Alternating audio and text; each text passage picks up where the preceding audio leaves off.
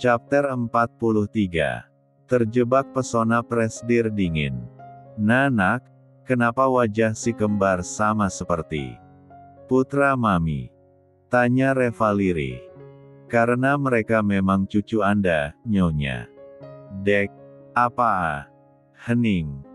Sulit bagi mereka untuk percaya bahwa pengakuan Agila barusan adalah sebuah realita. Pasalnya, rumor yang tersebar di sosial media mengatakan sebaliknya. Bagaimana bisa Tuan Muda Raihan bisa memiliki anak jika ia dinyatakan mandul? Semenjak topeng itu terlepas, Raihan sama sekali tidak mengalihkan pandangannya dari si kembar.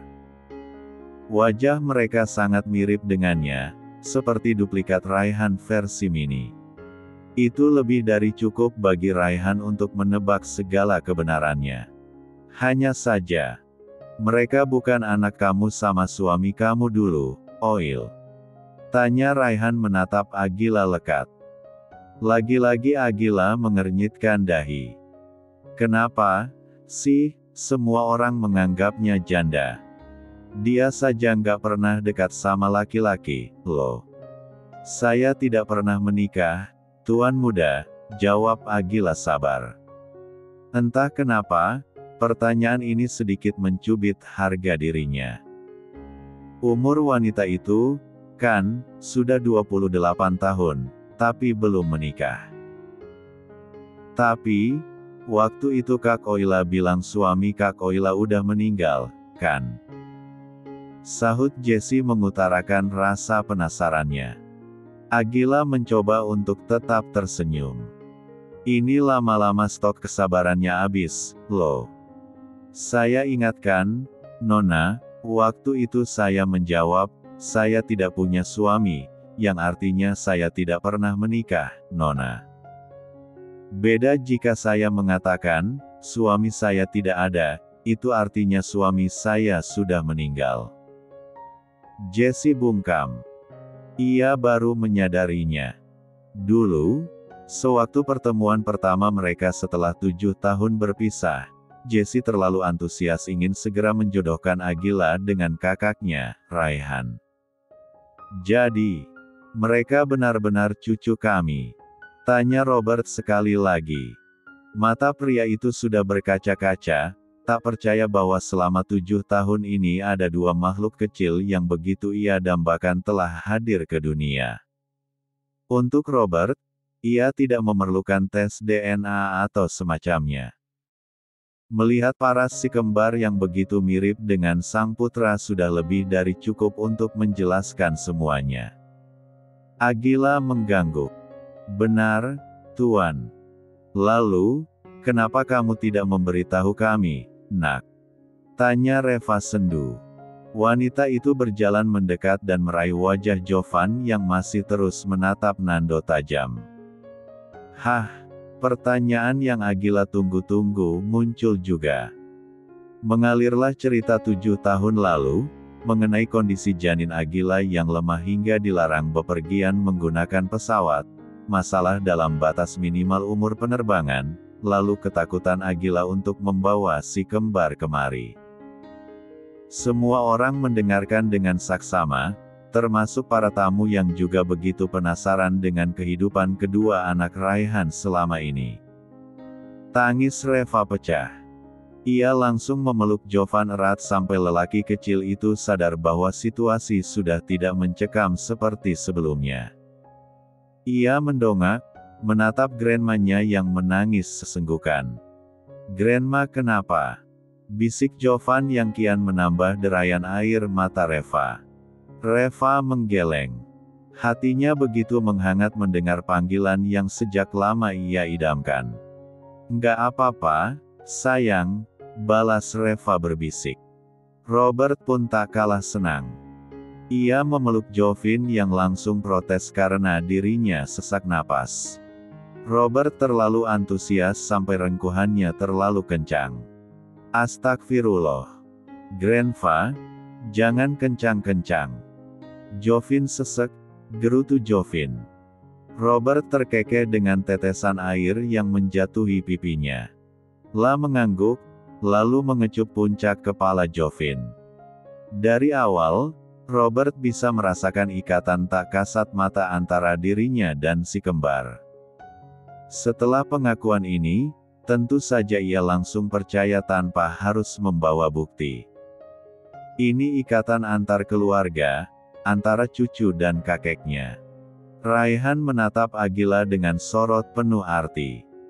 Lantas ia mendekat dan memeluk sosok wanita yang ternyata merupakan ibu dari anak-anaknya. Terima kasih, Hicks.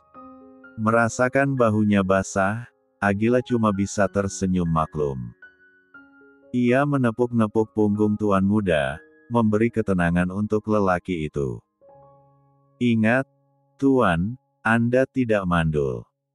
Anda hanya sulit memiliki anak dan sulit bukan berarti mustahil, bisik Agila menguatkan. Allah begitu sayang pada Anda.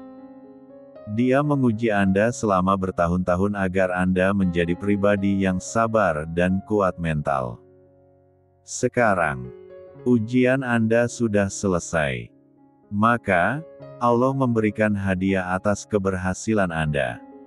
Jangan menganggap remeh diri sendiri, Tuan muda, tambah Adila yang sukses membuat Raihan terenyuh. Ini jawaban atas penderitaannya selama ini.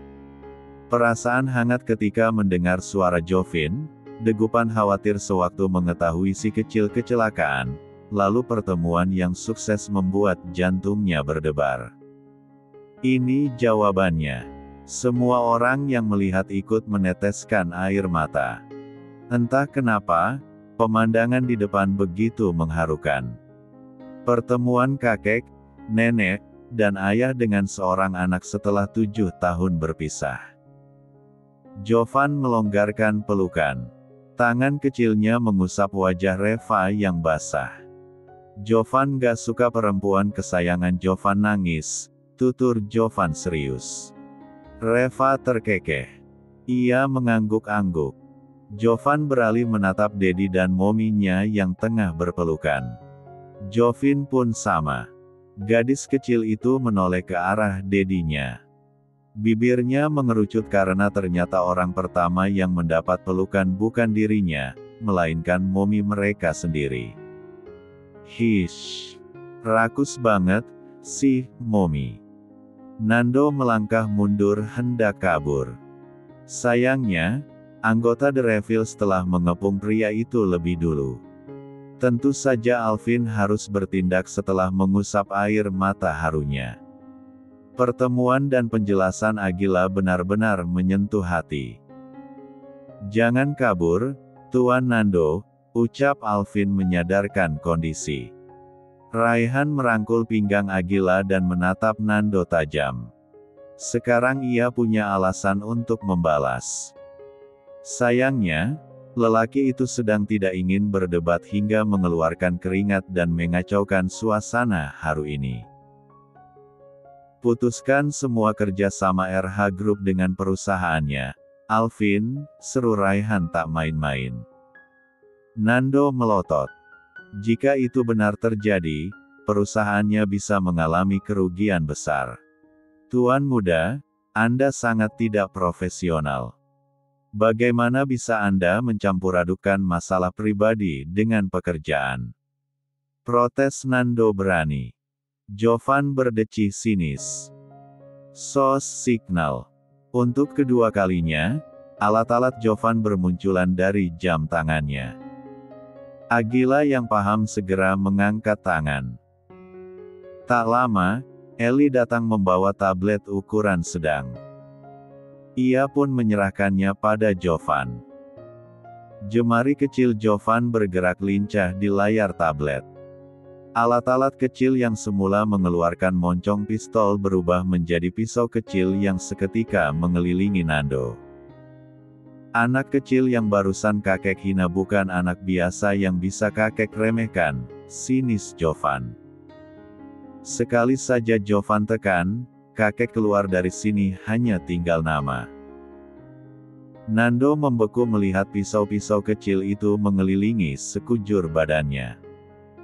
Salah bergerak sedikit saja, ia pasti akan terluka. Pisau itu memang kecil, tapi sanggup menyayat karena begitu lancip. Hei, kakak, jangan dibunuh dulu. Adek mau main-main, boleh. Pinta Jovin seraya mengibaskan rambutnya ke belakang.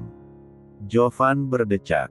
Namun, tak urung menonaktifkan alatnya hingga berterbangan mundur. Beralih pada Jovin, gadis kecil itu menekan sebuah tombol di sepatunya. Kaki Nando lemas tak bertulang melihat Jovin bisa melangkah di udara, melawan arus gravitasi. Lihat, ya kak. Adek punya gerakan baru. Jovin berdiri dengan senyum manisnya. Paman, minggir sedikit, suruhnya pada anggota The Revils yang berjaga di belakang Nando. Jalan terbuka. Tanpa basa-basi lagi, Jovin mengeluarkan seluruh tenaga dalamnya untuk membalas kata-kata Nando yang telah menyakiti dedinya. Buh! Brak!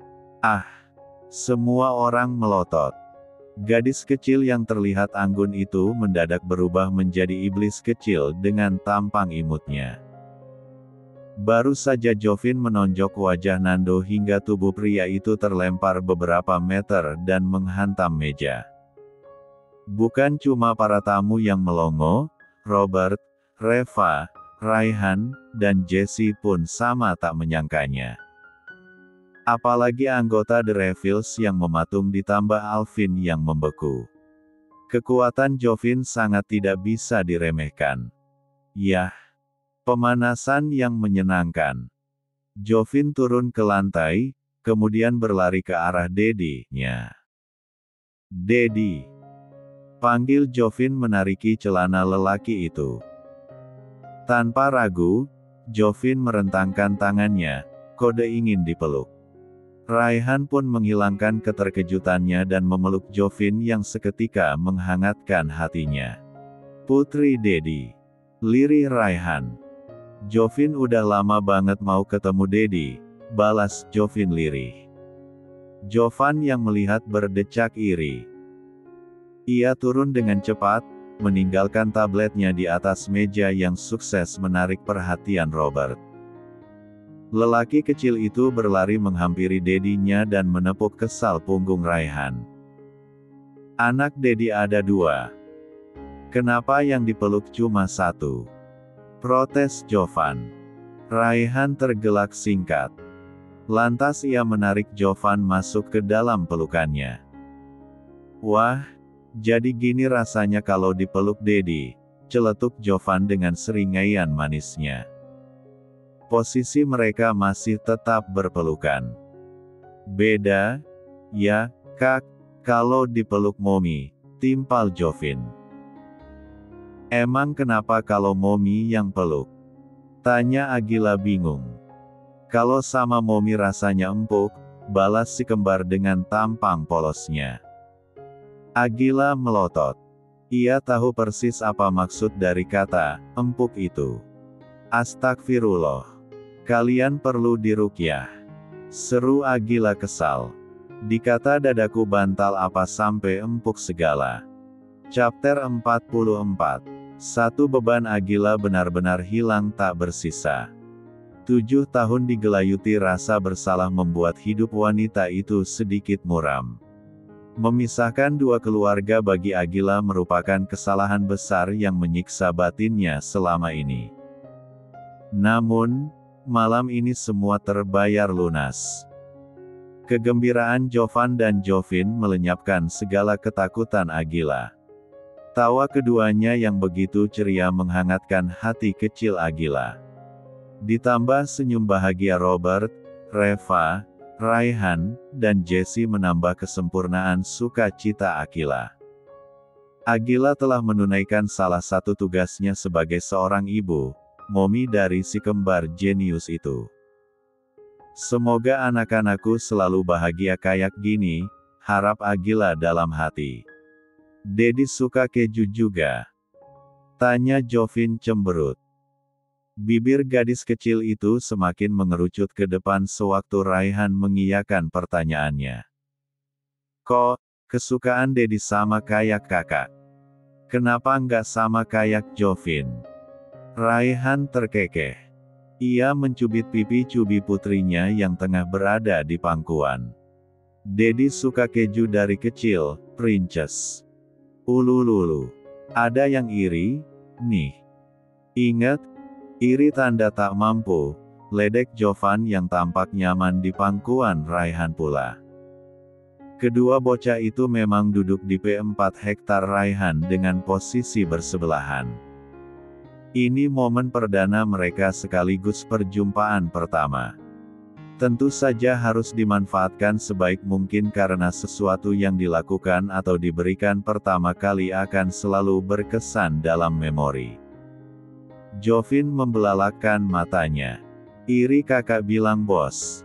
Hah? Adek mana iri? Fitnah itu. Fitnah. Bantahnya kesal. Kakak tuh yang aneh. Balas Jovin dengan senyum mengejek. Kakak aneh. Kakak kenapa? Tanya Jovan bingung. Katanya udah besar, kok, masih di pangku, sih, cibir Jovin seraya melirik sang kakak sinis. Jovan sontak memperhatikan dirinya yang duduk di pangkuan sang Dedi.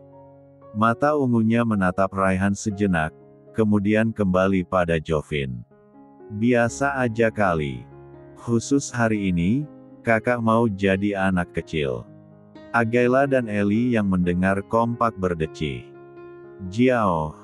Anak kecil, ledek mereka. Lantas keduanya terbahak bersama sampai menepuk bahu satu sama lain selepas melihat ekspresi kesal dari lelaki kecil itu. Jovan berkacak pinggang pada kedua wanita kesayangannya itu. Momi, Auntie, nggak baik ngejek cowok ganteng kayak Jovan. Nanti Momi sama Auntie nggak bisa dapat jodoh, loh. Bungkam seketika.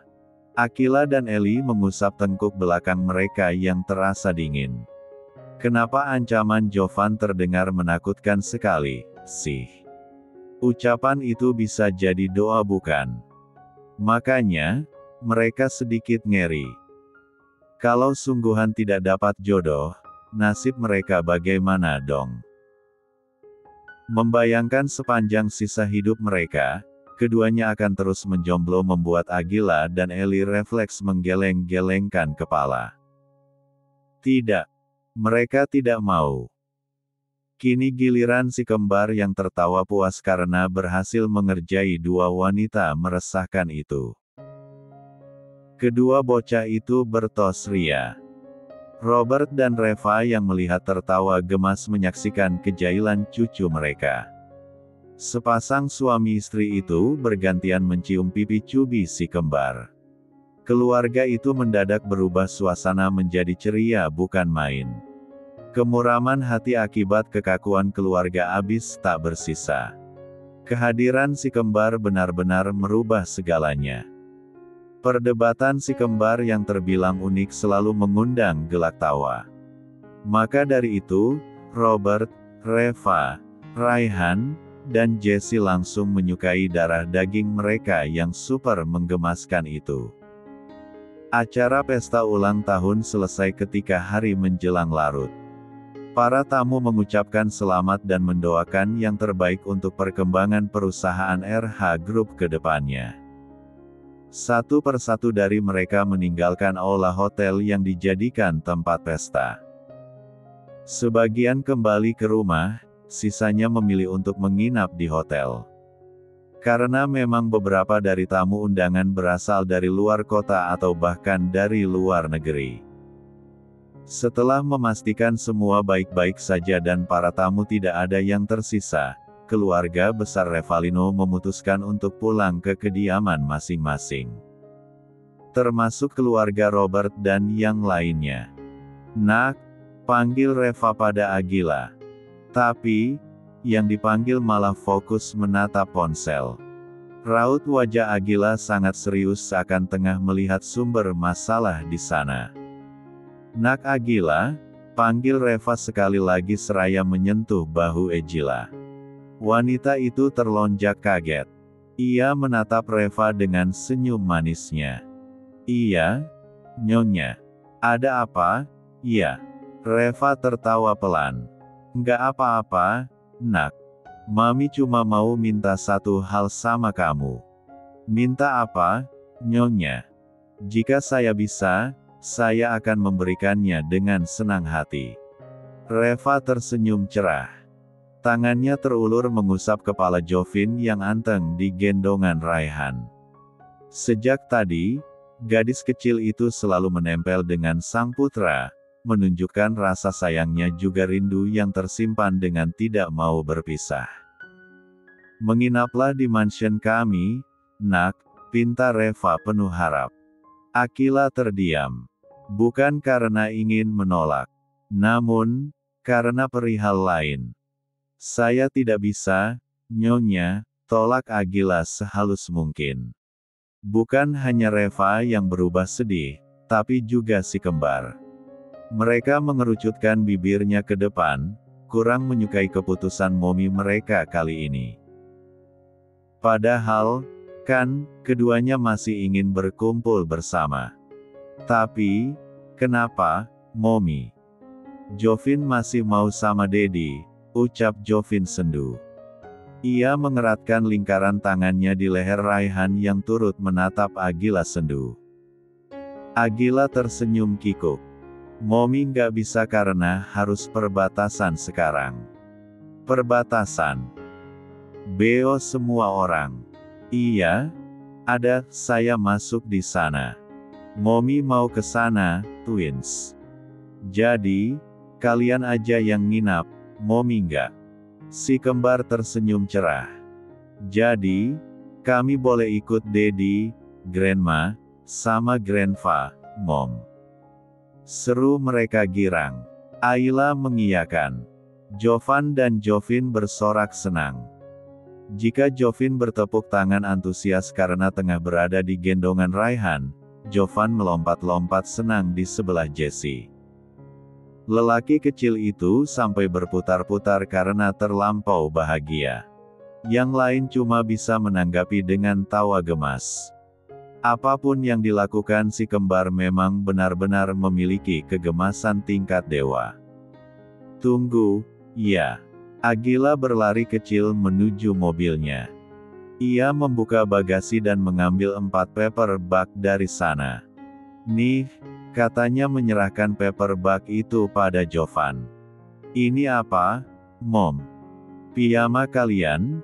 Mukena Jovin, sarung Jovan, seragam sekolah, sama tas sekolah yang isinya udah lengkap sama buku-buku, jelas Agila bangga. Dia sendiri, loh, yang menyiapkan. Agila sudah bisa menduga bahwa si kembar pasti ingin menginap di mansion keluarga Revalino. Makanya, untuk berjaga-jaga, wanita itu sudah mengumpulkan barang-barang kebutuhan si kembar untuk 1 malam. Satu lagi. Agila merogoh tas selempangnya dan mengeluarkan kunci. Ini kunci cadangan rumah. Besok setelah pulang sekolah, langsung masuk aja. Kalian ambil baju, oke? Momi belum tahu pulang kapan soalnya. Siap, Bu Bos. Pekik si kembar penuh hormat. Jangan panggil bos bisa nggak? Seru Agila ngegas. Si kembar nyengir. Maaf, hilaf, balas mereka lugu. Agila mencibir. Hilaf? Kok, setiap hari? Chapter 45. Ibu ayam dikejar musang, anak ayam cari induknya. Ibu ayam berlari, terus lari, dan ditangkap musang. Anak ayam mencari, terus cari, ibunya yang hilang. Jovin bernyanyi riang sepanjang perjalanan pulang. Berbagai macam lagu anak-anak disuarakan. Robert yang memangku Jovin sampai gemas sendiri mendengar suara merdu cucunya. Sementara Jovan yang memejamkan mata merasa terganggu dengan suara emas adiknya. Stop, Dek. Seru Jovan kesal. Kakak mau tidur. Jovin memutar bola matanya jengah. Kenapa sih, kakak suka banget tidur? Ya biarin lah. Anak-anak, kan, butuh istirahat yang cukup biar bisa tumbuh baik. Alibi Jovan yang kembali menyandarkan tubuhnya pada Reva yang dengan setia mengusap-usap kepalanya. Hawa-hawanya jadi makin ngantuk. Jovin berdecak. Ia menggoyang-goyangkan tubuh sang kakak hingga lelaki kecil itu berteriak kesal. Adek, udah oh. Kakak mau bobo. Kakak capek abis dari pesta. Hili, emang kakak di sana ngapain?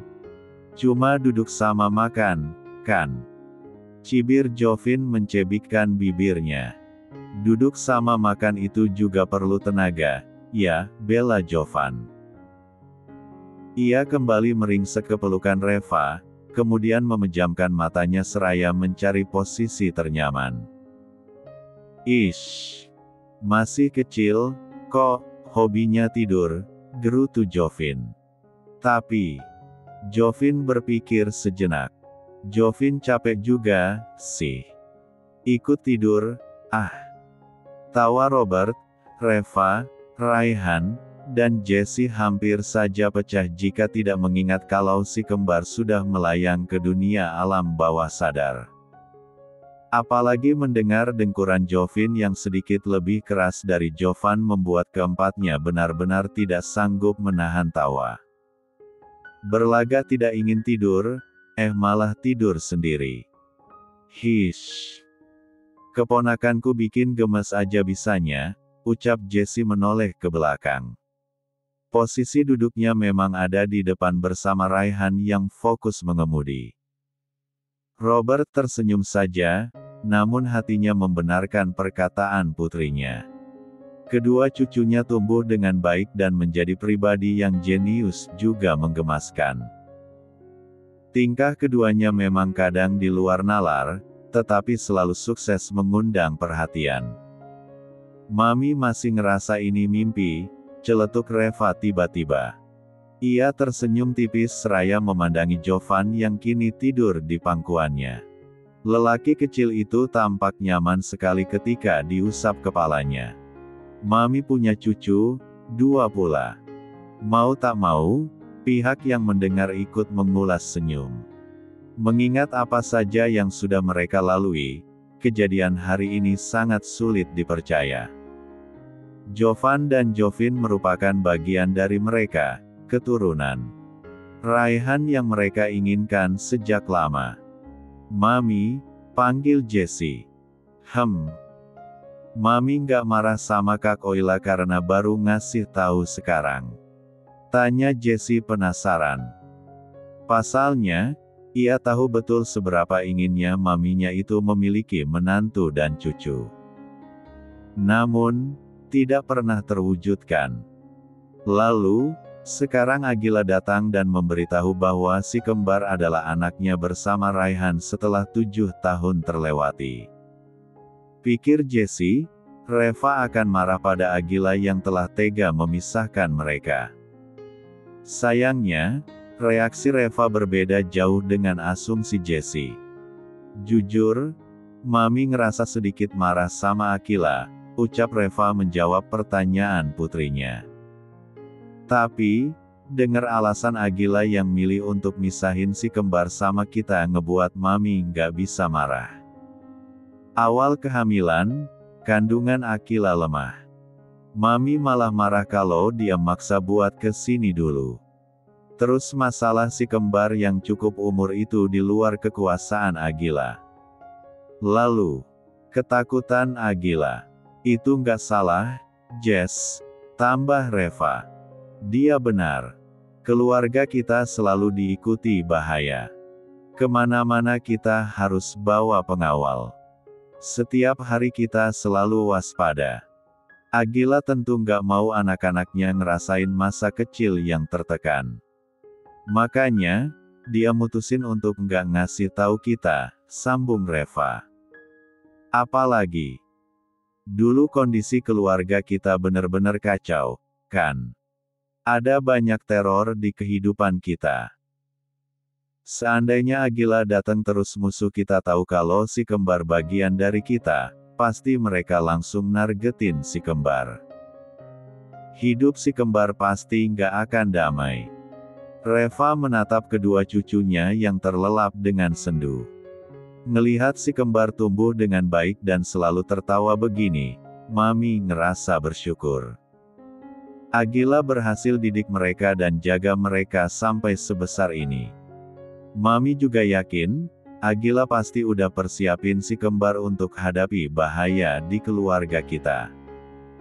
Makanya, Jovan sama Jovin jadi segenius sekarang. Penjelasan Reva membuat Robert, Raihan, dan Jesse tertegun. Sejujurnya, ketiga insan itu menyimpan sedikit rasa kesal di hati mengetahui perbuatan Agila yang telah memisahkan mereka selama 7 tahun. Namun, mendengar tuturan Reva membuat hati ketiganya tergugah. Reva benar. Ketakutan Agila ada karena memiliki alasan. Wanita itu tidak ingin masa kecil anaknya menjadi kelam karena dikelilingi kewaspadaan. Sayangnya, dengan bodohnya, Raihan sempat menyalahkan Agila dalam hati. Sekarang ia mengerti dan berusaha mengikhlaskan. Toh, mereka juga mendengar kalau Agila hidup dalam kubangan rasa bersalah selama 7 tahun ini. Itu pasti sangat menyiksa batinnya. Kayaknya aku makin suka, deh. Harus cepat-cepat dilamar keburu diambil cowok lain, batin Raihan. Mobil berhenti di pekarangan mansion. Robert turun dengan Jovin di gendongan. Sementara Jovan ada di gendongan Raihan. Reva mengeluh tidak kuat karena bobot Jovan juga lumayan untuk tubuhnya yang mulai menua. Jovin melenguh. Gadis kecil itu perlahan membuka matanya. Ia menoleh ke kanan dan ke kiri, memperhatikan lokasi sekitar yang asing di otaknya. Loh, Jovin di mana? Pekik Jovin panik. Bayangan dirinya diculik udah bermunculan.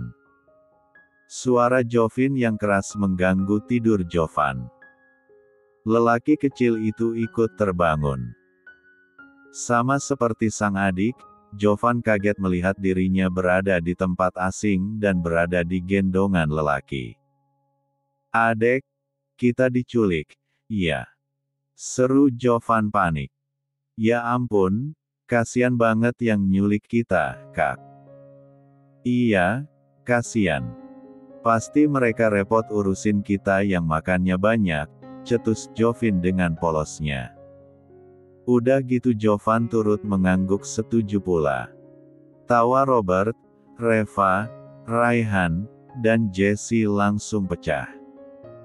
Mereka benar-benar tidak menyangka bahwa tingkah si kembar selepas bangun tidur jauh lebih lucu dibandingkan biasanya. Jovan dan Jovin langsung menoleh. Keduanya cengengesan kala sadar bahwa saat ini tengah bersama dengan Daddy, Grandma, dan Grandpa-nya.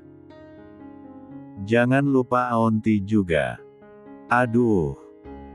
Udah, kalian itu bisanya bikin Grandma sakit perut aja, papar Reva usai meredakan tawanya. Si kembar membelalak.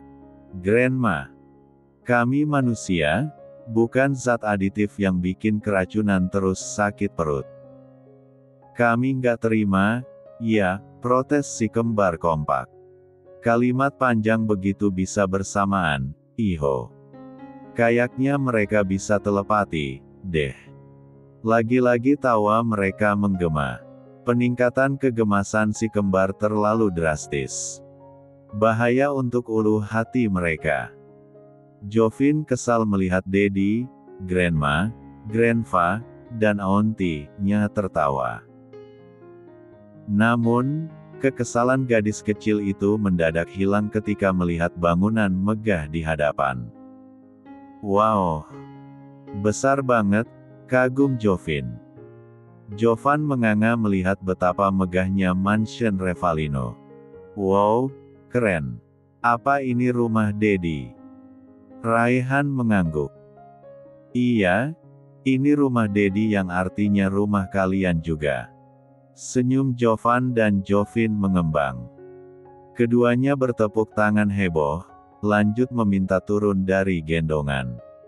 Tanpa menanti yang lain, si kembar berlarian masuk ke dalam dengan tawa khasnya. Selamat datang di mansion, Tuan Kecil, Nona Kecil, seru seluruh pelayan mansion berjejer untuk menyambut kedatangan pewaris keluarga Revalino. Si kembar membeku di posisi. Berbeda dengan Jovan yang canggung, Jovin malah berkaca-kaca. Hua! Jovin meraung kencang. Jovan sampai bingung dengan perubahan adiknya yang bisa dihitung dengan jari. Raihan panik melihat putrinya menangis. Pipi si kecil udah basah karena air mata. Buru-buru ia menghampiri Jovin dan memeluknya erat. Jovin kenapa? Tanyanya lembut. Mereka jahat, Dedi. Jovin menunjuk para pelayan yang seketika gelagapan. Mereka kenapa? Masa iya Jovin dipanggil, Nona Kecil, sih? Jovin gak suka disebut kecil. Kesannya Jovin jadi kayak anak kecil beneran. Protes Jovin mengeluarkan unek-uneknya. Hadeh. Jovan menepuk jidatnya, frustrasi dengan sikap adiknya. Robert dan Reva cuma bisa cekikikan. Dasar anak kecil yang gak sadar diri, gerutu Jovan dalam hati.